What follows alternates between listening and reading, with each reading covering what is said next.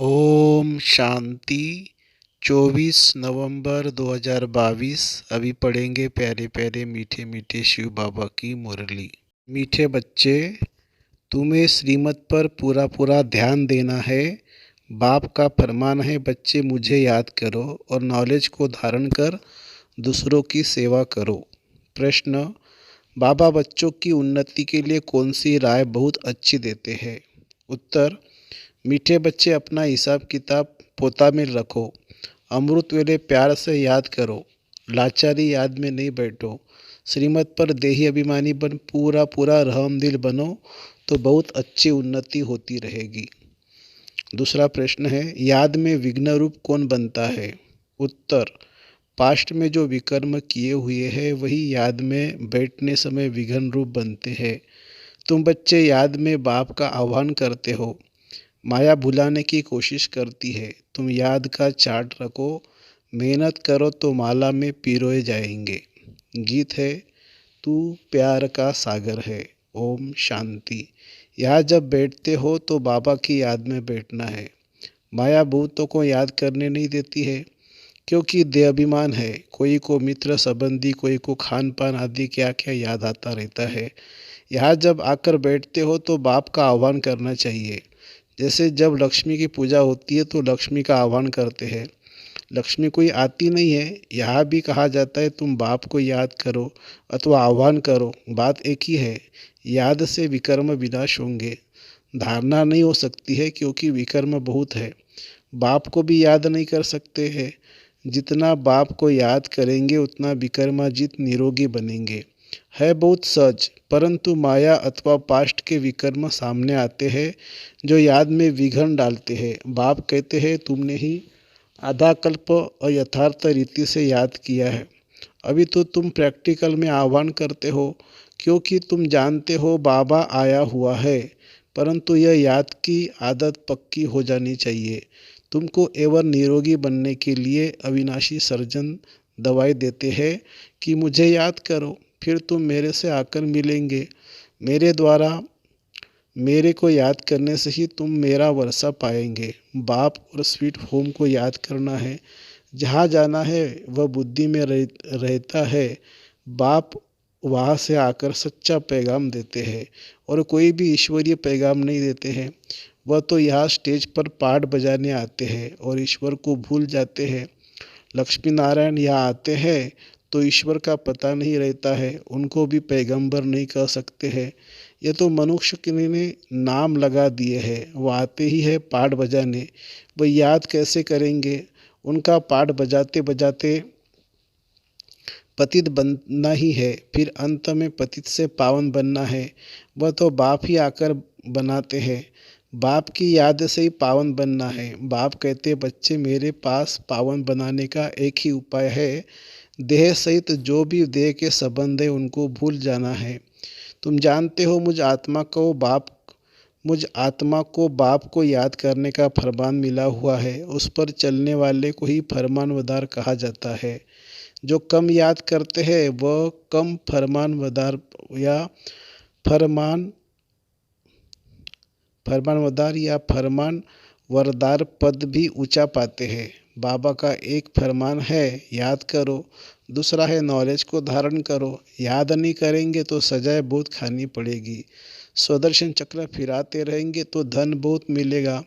भगवानुवाच, मेरे द्वारा मुझे भी जानो और सृष्टि चक्र के आदि मध्य अंतों को भी जानो। यह दो बातें मुख्य है जिस पर ध्यान देना है। श्रीमत पर पूरा ध्यान देंगे तो उच्च पद पाएंगे। फिर रहमदिल बनना है, सबको रास्ता बताना है, सबका कल्याण करना है। मित्र संबंधियों आदि को भी सच्ची यात्रा पर ले जाने की युक्ति रचनी है। वह है जिस्मानी यात्रा, यह है रूहानी यात्रा। यह स्पिरिचुअल नॉलेज कोई के पास नहीं है, वह है सब शास्त्रों की फिलॉसफी। यह है रूहानी नॉलेज। सुप्रीम रूह यह नॉलेज देते हैं रूहों को। रूहों को ही वापिस ले जाना है। अमृत वेले जब आकर बैठते हैं, कोई तो लाचारी आकर बैठते हैं, कोई को अपनी उन्नति का कुछ भी ख्याल नहीं है। बच्चों में देहाभिमान बहुत है। देही अभिमानी हो तो रामदिल बन श्रीमत पर चले। बाप कहते हैं अपना चार्ट लिखो, कितना समय याद करते हैं। आगे चार्ट रखते थे। अच्छा बाबा को न भेजो, अपने पास तो रखो, अपनी शक्ल देखनी है, हम लक्ष्मी को वरने लायक बने हैं। व्यापारी लोग अपना पोता मिल रखते हैं, कोई कोई सारे दिन की दिनचर्या रखते हैं। हॉबी होती है लिखने की। यह बाबा बहुत अच्छी राय देते हैं कि अपना हिसाब किताब रखो, कितना समय याद किया, कितना समय किसको समझाया, ऐसा चार्ट रखे तो बहुत उन्नति हो जाए। बाबा मम्मा को तो नहीं लिखना है, माला के दाने जो बनते हैं उनको पुरुषार्थ बहुत करना है। बाबा ने कहा ब्राह्मणों की माला अभी नहीं बन सकती, अंत में बनेगी। जब रुद्र की माला बनेगी, ब्राह्मणों की माला तो बदलती रहती है। आज 3-4 नंबर में है, कल लास्ट 16,108 में चले जाते हैं। कोई गिरते हैं तो बिल्कुल दुर्गति को पा लेते हैं। माला से तो गए, प्रजा में भी चंडाल जाकर बनते हैं। अगर माला में पिरोना है तो मेहनत करो। बाबा सबके लिए बहुत अच्छी राय देते हैं। पल गूंगा हो, कोई को भी इशारे से बाबा की याद दिला सकते हैं। अंधे लूले कैसे भी हो, तंदुरुस्त से भी ज़्यादा उच्च पद पा सकते हैं। सेकंड में जीवन मुक्ति गाई हुई है, बाबा का बना और वर्षा मिल गया। उनमें नंबरवार पद है, बच्चा पैदा हुआ, वर्षे के हकदार बन गया। याद तुम हो मेल्स बच्चे, बाप से वर्षा, बाप से वर्षे का हक लेना है। सारा मदार पुरुषार्थ पर है। फिर कहते कलब पहले भी हार खाई होगी, बॉक्सिंग है ना। पांडवों की थी माया रावण के साथ लड़ाई। कोई तो पुरुषार्थ कर विश्व के मालिक डबल सिरताज बनते हैं, कोई फिर प्रजा में भी नौकर चाकर बनते हैं। सभी यहाँ पढ़ रहे हैं, राजधानी स्थापन हो रही है, अटेंशन आगे वाले दोनों तरफ जाएगा। 8 दाने कैसे चल रहे हैं पुरुषार्थ से मालूम पड़ जाता है। ऐसा नहीं अंतर्यामी है, सबकी दिल को जानते हैं, नहीं जानी जाननहार अर्थात नॉलेजफुल है। सृष्टि के आदि मध्य अंत को जानते हैं, बाकी एक एक के दिल को थोड़ी रीड करेंगे। मुझे थॉट रीडर समझा है। वास्तव में मैं जानी जाननहार अर्थात नॉलेजफुल हूँ। सृष्टि के आदि मध्य अंत की मेरे पास नॉलेज है। ये चक्र फिर कैसे रिपीट होता है, मैं उस रिपीटेशन के राज को जानता हूँ। वह सब राज तुम बच्चों को समझाता हूँ। हर एक समझ सकते हैं कि परमात्मा कौन है और कितनी सर्विस करते हैं। बाकी बाबा एक एक की दिल को जानने का धंधा नहीं करता है। वह चैतन्य मनुष्य सृष्टि का बीज नॉलेजफुल है। जानी जाननहार अक्षर बहुत पुराना है। हम तो जो नॉलेज जानता हूँ वह तुमको पढ़ाता हूँ। बाकी तुम बाकी तुम क्या क्या करते हो वह सारा दिन बैठ देखूंगा क्या। मैं तो सहज राजयोग ज्ञान सिखलाने आता हूँ। बाबा कहते हैं बच्चे तो बहुत है, बच्चे ही पत्र आदि लिखते हैं और मैं भी बच्चों के आगे ही प्रत्यक्ष होता हूँ। फिर वह सगा है, वह लगा है, सो फिर मैं समझ सकता हूँ। हर एक की पढ़ाई है, श्रीमत पर सभी को एक्ट में आना है, कल्याणकारी बनना है। तुम जानते हो बृहस्पति को वृक्षपति डे भी कहा जाता है। वृक्षपति सोमनाथ भी ठहरा, शिव भी ठहरा। बच्चों को बहुत करके गुरुवार के दिन स्कूल में बिठाते हैं, गुरु भी करते हैं। तुमको सोमनाथ बाप पढ़ाते हैं, रुद्र भी सोमनाथ को कहते हैं रुद्र ज्ञान यज्ञ रचा। यह एक ही यज्ञ चलता है जिससे सारी पुरानी दुनिया की सामग्री स्वाह होनी है। तत्व भी उथल पाथल हो तत्व भी उथल पाथल में आ जाते हैं। सब इसमें स्वाह हुए हैं। सामने महाभारत लड़ाई खड़ी है। यह सब शांति के लिए यज्ञ रचते हैं, परंतु मटेरियल यज्ञ से शांति हो न सके। इस यज्ञ से विनाश ज्वाला प्रकट होती है। यह भ्रष्टाचारी दुनिया इसमें स्वाह होने वाली है। यह सब बच्चों को देखना है। देखने वाले बड़े महावीर चाहिए। मनुष्य तो हाय हाय करेंगे, तुम्हारे लिए लिखा हुआ है मिरुआ मौत मल्लू का शिकार। सतयुग में बहुत थोड़े मनुष्य थे, एक धर्म था।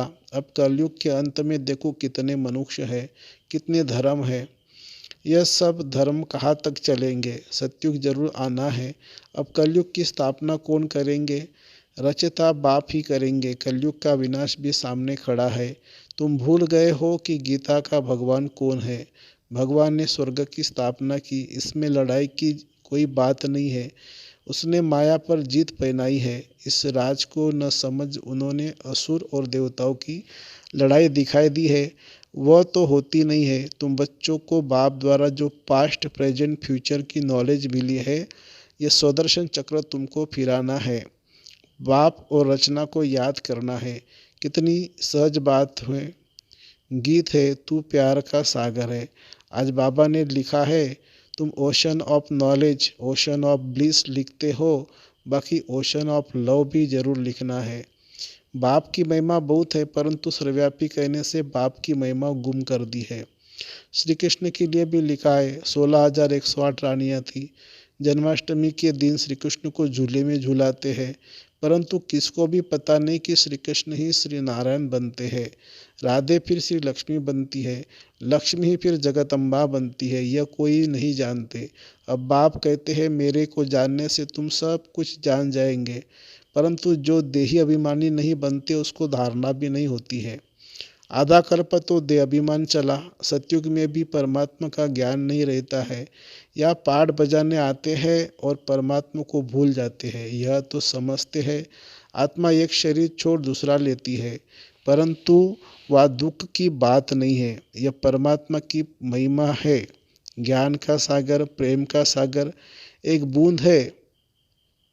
मनमना भव मध्याजी भव, यह मिलने से हम विषय सागर से क्षीर सागर में चले जाते हैं। स्वर्ग में भी दूध घी की नदियाँ बहती है, यह सब महिमा है। बाकी घी दूध की नदी थोड़ी हो सकती है। वो यह भी तुम जानते हो कि स्वर्ग किसको कहा जाता है। भल अजमेर में मॉडल है, परंतु जानते कुछ नहीं है।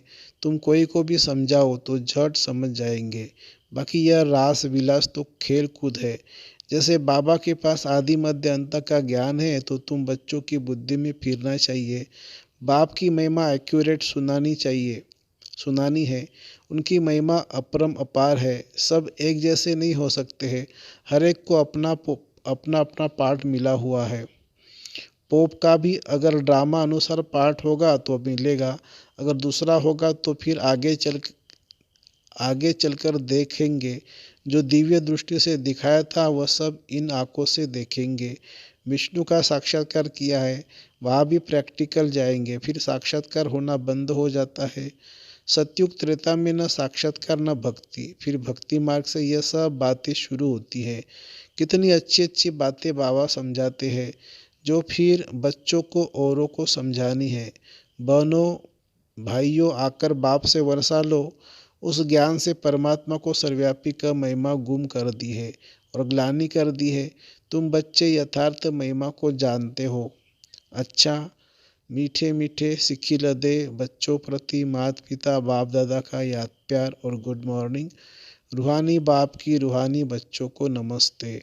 हम रूहानी बच्चों की रूहानी माता पिता बाप दादा को याद प्यार, गुड मॉर्निंग और नमस्ते बाबा नमस्ते। धारणा के लिए मुख्य सार, हर एक्ट श्रीमत पर करनी है, सबका कल्याणकारी रहमदिल बन सेवा करनी है। दूसरी पॉइंट, याद की आदत पक्की डालनी है। याद में बैठने समय कोई भी मित्र संबंधी खान पान आदि याद न आए, इसका अटेंशन रखना है। याद का चार्ट रखना है। वरदान, नॉलेजफुल बन व्यर्थ को समझने, मिटाने और परिवर्तन करने वाले नेचुरल योगी भव।